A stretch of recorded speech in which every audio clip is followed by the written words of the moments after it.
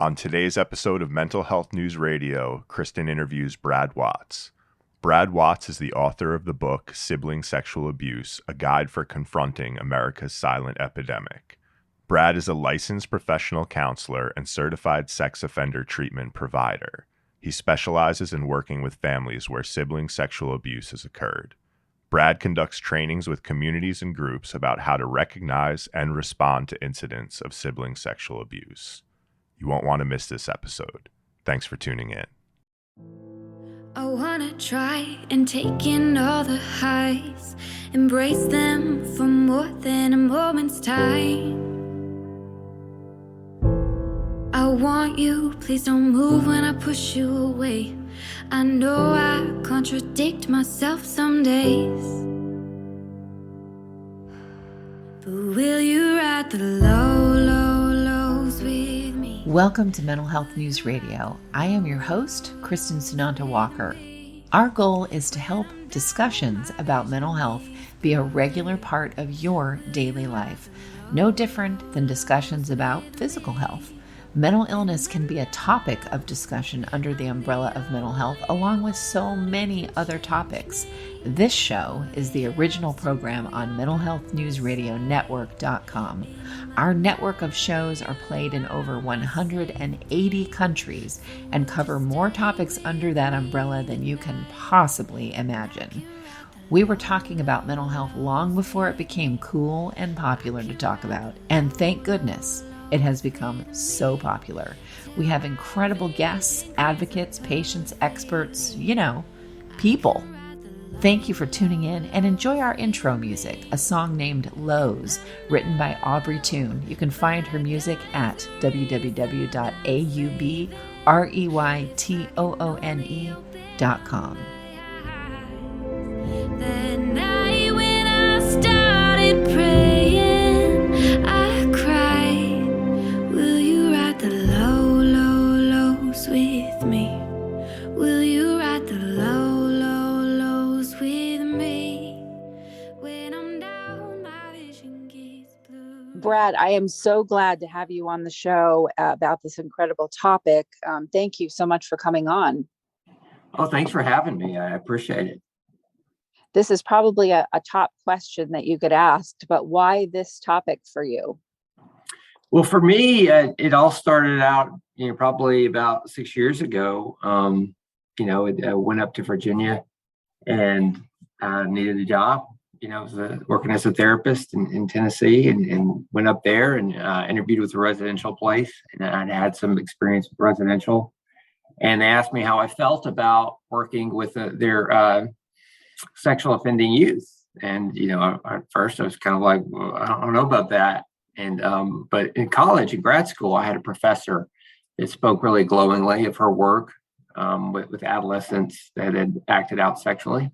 And so, based off of kind of that experience and some of my discussions with her, I said, hey, let's do it. I'll go ahead. And I came to see a lot of patterns, I guess, in working with those kids and their families.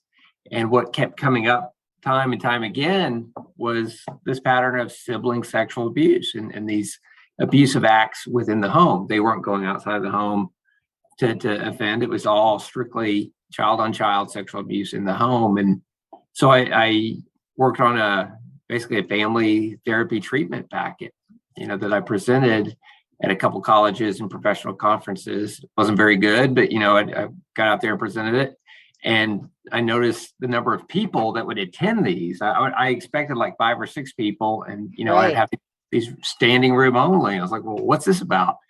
And then they would come and talk to me afterwards. And I noticed people of all kinds of different backgrounds, races, you name it, cultures, sharing their stories. And so that led me to dive even further into it. And after a few years of practice, just seeing it over and over again, I just saw, I looked out there and it's like, there's nothing like this. There's no kind of help or support or guide for parents.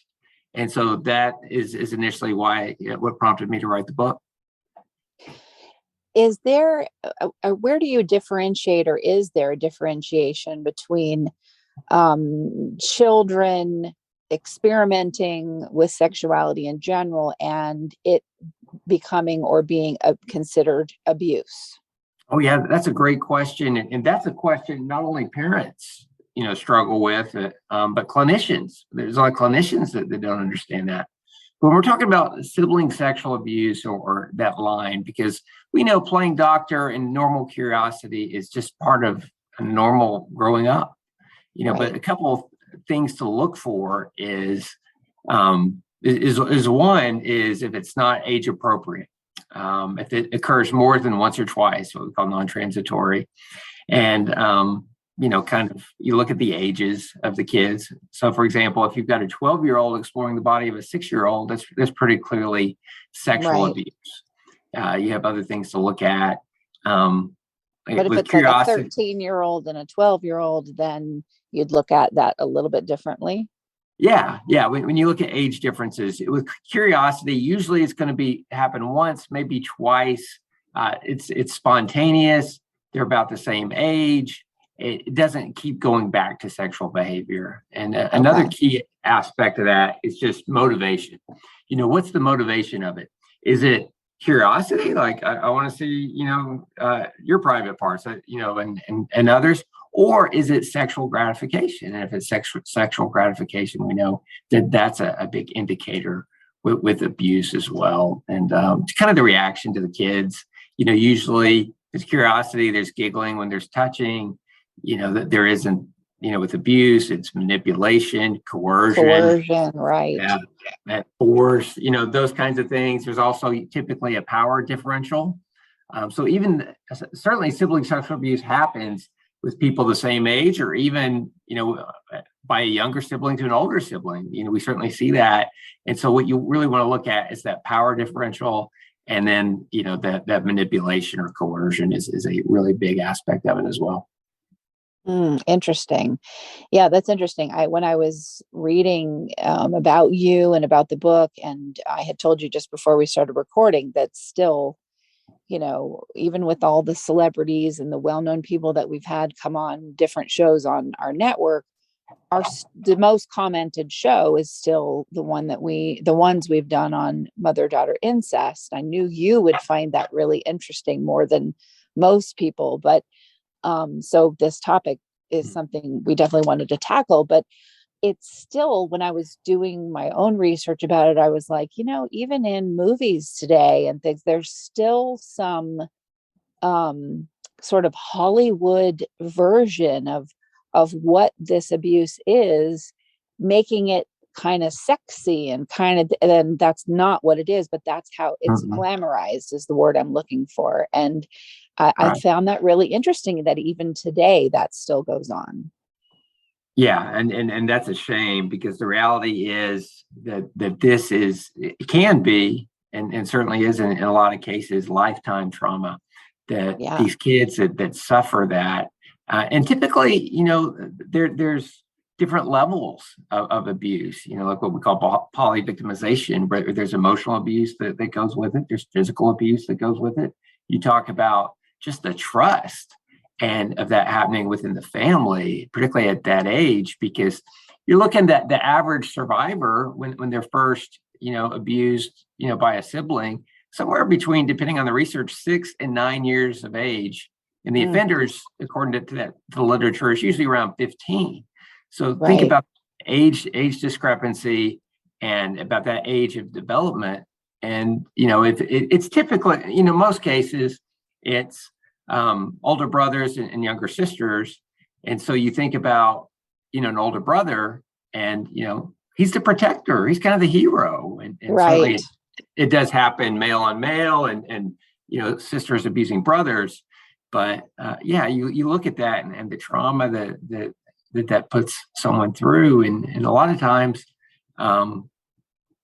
survivors may not think that it was abuse at the time, but as they get older, they come to recognize, hey, this really was abuse, and it can change their view of it as well. That's so true. I mean, I used to think, I dealt with sexual abuse as a child at the hands of my biological father and some uncles. And it's been interesting. I mean, my mother, thank God, put me in therapy at 12. The minute I told her, I was believed and I was in therapy. And Great. and that was, good for me. But even with all of that, there was a lot of, oh, well, you'll get over this. I remember one not great therapist telling me, well, when you don't cry about it, or when you don't need to keep telling your story, then we'll know you're over it. I mean, how dismissive can you get? But now I look at that and go, oh my God, I will have different moments for the rest of my life that will come up from this because it's happened. I mean, it's not sometimes, I mean, I'm not paralyzed by it like I used to be, but it's not something that you just get over. No. And that's a completely, so many people look at it that way. And like what you just referenced in your experience, and so many others too, even clinicians, Right. I mean, are dismissive of it, and the people that should be the last people to be dismissive of it.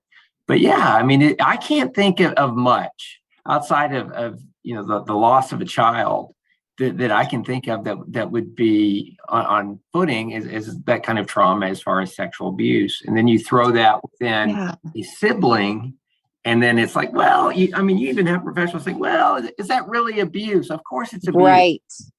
And it's some of the worst kind of abuse, because sibling sexual abuse is, according to a study by Rudd and Hershberger, said that in a lot of the other literature, 3 to 5 times more common than even father and stepfather sexual abuse on daughters, which for a long time was thought of the most prevalent within the field of family violence. And it goes on longer than any other form of abuse. You're talking, it goes on for years. Yes, because you're a child. You have nowhere to go. That's right. Some research I was reading over the last couple of weeks was saying that most of the time that sibling sexual abuse will end, not because of disclosures, but because the older sibling just moves out of the home. Right. So think about the years. If someone starts at 6 years old, all the trauma, and no wonder people have such an array of trauma and difficulty and all the things that they experience from that. I was thinking about this, and I'm going, to kind of an esoteric place here, but I always think about, since I'm steeped in mental health, I mean, I love this field because it tends to attract such empathetic people, not all the time. but for the most part, I feel like I'm with my people in this field. And what I find interesting when I'm out amongst people not in this bubble is this judgment on your sexuality, the judgment on what your body looks like, the judgment on, why aren't you fit and a millionaire and a blah, blah, blah, blah, blah, all the Western society stuff that goes on. And I always think, coming from this mental health perspective, my God, do you know that this person that you're talking to, who maybe is overweight, or maybe they have they struggle with substance abuse or whatever, do you know that they're actually an emotional Olympiad? Yeah. I mean, it boggles the mind that we're so judgmental, me included. I mean, nobody's free of that. I think it's part of the human experience, but we don't take into account what this person standing before you might have struggled something like what you're talking about in their lives to get them to this place where they are now. Yeah, I mean, absolutely. I mean, take that example. We'll use a couple of quick examples, and take someone that's maybe overweight. That's in a lot of cases a defense mechanism, because people are trying to eat so that I won't be abused. Or someone that doesn't shower. That was, again, a defense mechanism that they used at a young age, the only way that they knew how to try and get the abuse to stop, because mom and dad or caregivers wouldn't do anything about it, or that, they weren't able to tell, or all those other things. So yeah, it really behooves us to really not be judgmental and try and understand, where people, the difficult path that people have had to walk in their lives that they never should have had to. Right, right. I always say if someone else says, if they would when people try to tell me, the cure for autism, I'm like, listen, people that are autistic do not need you to cure them. No. And stop telling people if they just took more supplements, meditated more, and exercised, that all their problems would cease to exist. But anyway, I digress. Right. When you're what I find interesting too is that here you have this amazing and astounding compassion and work in the field, hands-on work in the field of the effects of the abuse, but you also work on the sex offender side. So how is that for you? I mean, do you ever find yourself in a state of cognitive dissonance because of having to be compassionate about both sides? Yeah, what's interesting is I'm at a time of transition a bit in my life, and so I worked for the last almost 6 years working, with offenders and their families, and that's what prompted the book. And so I've changed jobs, I've moved, and I'm working, right now primarily with young survivors, and so it's an interesting dichotomy with it. So what's helped me is understanding the dynamics of those kids that acted out. And, really for me, learning and educating myself early on about how much different adolescents are than adult offenders. And, a lot of times we like to lump them all together, and we'll throw words around pedophiles or those people can never change. And that's just not true with adolescents, and a lot of it ties back to that brain development. We know that the adolescent brain isn't fully developed till, around the mid-20s. And particularly the prefrontal cortex, where it has to do with decision making and judgment. And what I've seen with so many of these kids is, as they are able to learn and understand, and take responsibility for their actions, to really, as I would have them do, really look at how they affected their family, how they affected their victims, and do a lot of intensive work during the year and a half, that I would work with them on a very, like I said, intensive basis, being in residential and seeing those changes. And we know from, the latest research, and Dr. James Worling's done a great job on this, with adolescent offenders, it's somewhere between 95 and 98% of those guys will not reoffend and be brought back into any kind of legal trouble from sexually offending again. So that's an absolutely astounding success rate. Yes. And so one of the reasons why I stayed working with these offenders for that period of time, or those kids that had sexually abused, was the fact that being able to see those changes and to see these families change and be, look, every situation is different. I don't want to minimize anybody out there, and every situation is different, but there are some patterns, and seeing these offending kids able to change and go on and live successful lives. And, and look, the main focus is, and always will be, is those young survivors in the family, but to see them be able to change, is incredibly rewarding. And I feel like, I feel like it is, we need to one, the primary focus is the survivor in those families, but really work with these kids, because think of the cost these kids that act out, if they go on to become adult pedophiles, and to be able to turn those lives around at this very critical juncture, it behooves us as a community. Right. How often is an abuser also a survivor? I don't have any exact numbers. I'm thinking I read some recent research. It was somewhere. And all these studies are really just a snapshot, because we don't get enough people to participate. But, I've seen different numbers around 35 to 40%. So somewhere in the 30s, probably upper 30s. And frequently, look, they still know it's wrong. They still know they shouldn't be doing it. But there is this sense of kind of justification that, hey, my older brother or my uncle or or my older sister, they got away with it. There wasn't this level of punishment. And look, I mean, kids are very, can be very egocentric, and they're not thinking about anything other than themselves. Hey, that's right. I'm wanting to act out what I've seen on porn And how can I do it without getting away with it? Well, they're not the level of risk that they're going to go grab somebody in the bathroom and pull them in at school. So they look at their home environment. I know my little brother and sister won't tell. I won't get caught, and they try and minimize the impact. And that's where it can hit them like a ton of bricks when they're in treatment, and they really start to understand empathy as we really develop that with them. Right. So, and that really can get them, to really turn their back on that behavior. And we, you work with them on meeting their needs in appropriate ways. How about, the caregivers in those situations? If it's their parents or, a grandma or whoever their caregivers are, their own, that the shame. I mean, I lived through this, so I can describe many, and my mother dealt with this with an older brother. So it's well entrenched in my family, but for out there, a lot of therapists listen to my show in particular,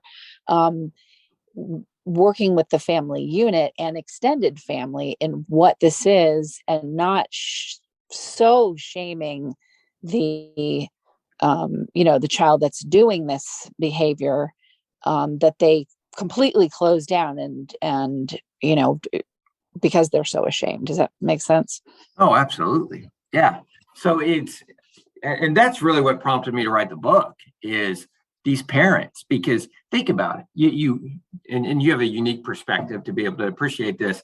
But as a parent, and I've got 2 kids, and you just don't think of that happening within your family. We know as parents much more how to feel, like when we look at situations in the past, like we see Larry Nassar, we see, going back some years, Yuri Sandusky, that's what I've always thought of, when you think of sex offenders, and you can direct all your energy into your kid, into getting the treatment, everything that they need, all your anger and all those feelings that you feel directed towards that adult, offender.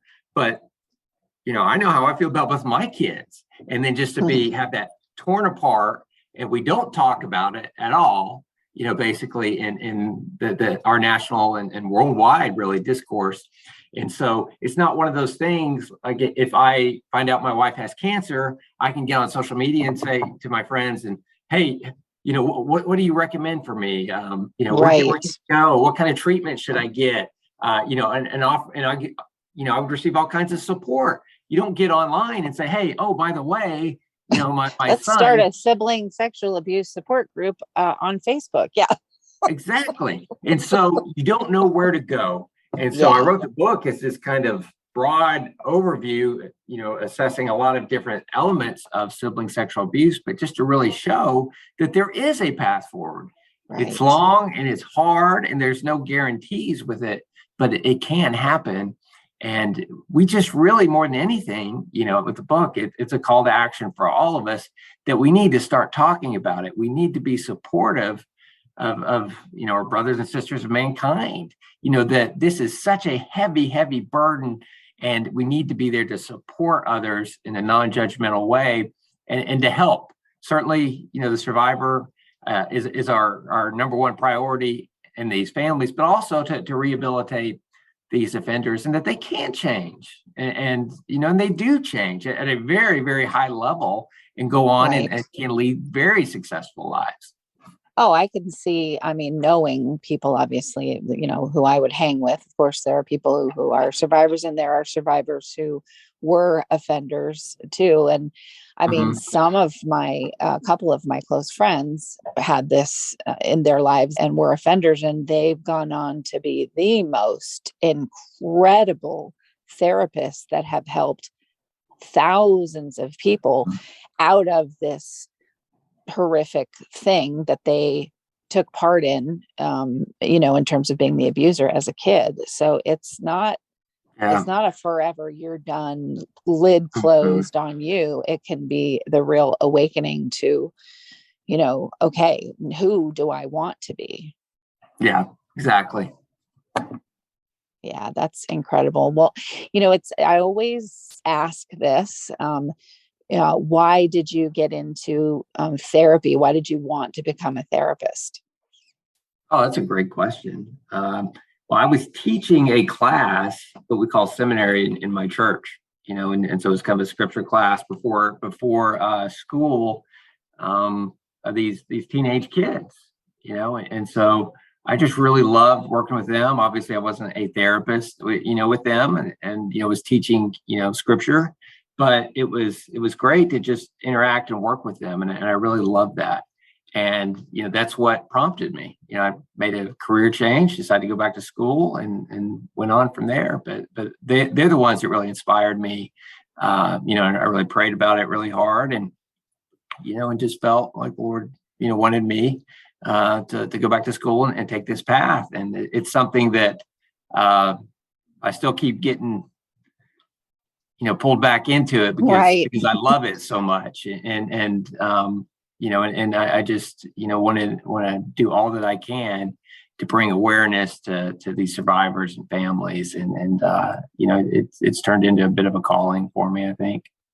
Absolutely. I mean, you can tell by the passion in your voice. You remind me so much of Dr. Mark Feldman, he's probably the world's leading expert on Munchausen syndrome. And it's so interesting when I speak with him, he has so much compassion for the people that are diagnosed with this, and they are hated in the medical community many times for wasting money and time and all this kind of stuff. But just to have that same level of empathy that you have for both sides of a very big, complicated issue that is so taboo, Oh, yeah.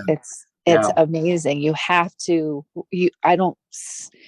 no one would, I don't think, could accuse you of trying to manufacture feelings about this, because no one would pick this unless they were completely passionate about it. Yeah, that's absolutely right. Well, please tell our listeners where they can find the book.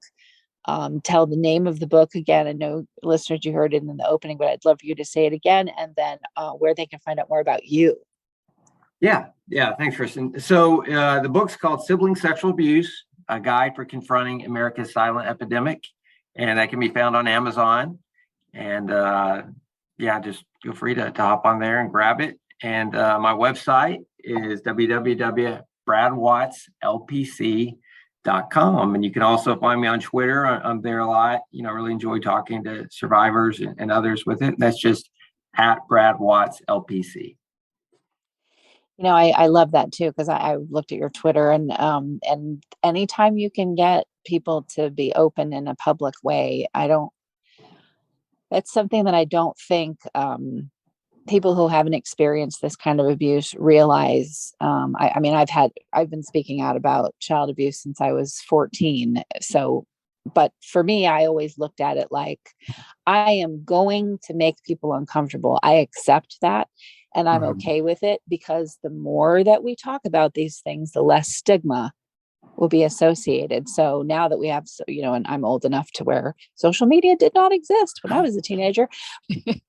But the more that we put this out there, the more it destigmatizes this. And that's why it's so important. I'll take the eye rolls at me, at the whatever, because it's like, look, you can roll your eyes, but it's happening right under your nose, and it behooves you to know that these things exist. Absolutely. Well, thank you so much. And I will look forward to having you on again, and having you on other shows on our network. Thanks, Kristin. I really appreciate you having me on to talk about, such an important topic. Absolutely. Listeners, thank you so much for tuning in to Kristin on Mental Health News Radio Network. But will you ride the low, low, lows with me? Will you ride the low, low, lows with me? One thing you can always count on at Mental Health News Radio Network and my show is that there will always be dogs around. Why? They are natural healers, excellent for your mental health. The original therapy dog Miles has something to say in just a moment. For now, please check out all of our amazing shows at mentalhealthnewsradionetwork.com and all your favorite podcast apps. Until next time, I'm Kristin Walker, and thank you for listening. Me tonight, And I can write the low, low, lows with me. I can write the low, low, lows with me. Till my vision clears up perfectly. I can write the low, low, lows with me. Okay, that was so good. All right. I Enjoyed it. loved it. Yeah, me too. I'm off the cuff after 8 years of doing that many shows. I can't, if somebody handed me a script, I'd be like, I don't think I can do that. I like that free flowing form. Yeah.